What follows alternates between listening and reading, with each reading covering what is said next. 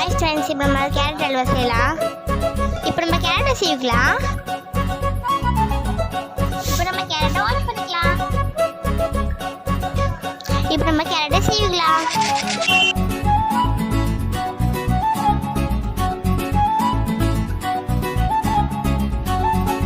இப்போ நம்ம அடுப்பு பற்ற வச்சுக்கலாம்.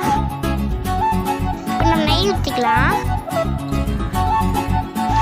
இப்போ நம்ம திராட்சை போட்டுக்கலாம். இப்போ முந்திரி போட்டுக்கலாம்.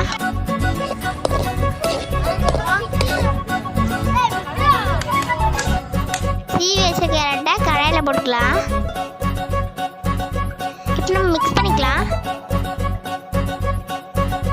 இப்போ நம்ம க்ரீம் மில்க் ஆட் பண்ணிக்கலாம். இப்போ மிக்ஸ் பண்ணிக்கலாம்.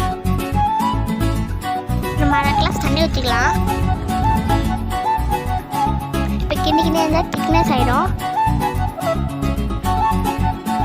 நம்ம சக்கரை கொட்டிக்கலாம்.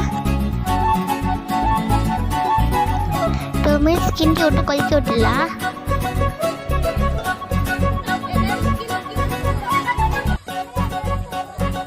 இப்போ வறுத்து வச்ச முந்திரி திராட்சை ஆட் பண்ணிக்கலாம். இப்போ மிக்ஸ் பண்ணி சேவ் பண்ணால் ரெடி. மறக்காம சர்ப்ரைஸ் பண்ணுங்க. தேங்க்யூ.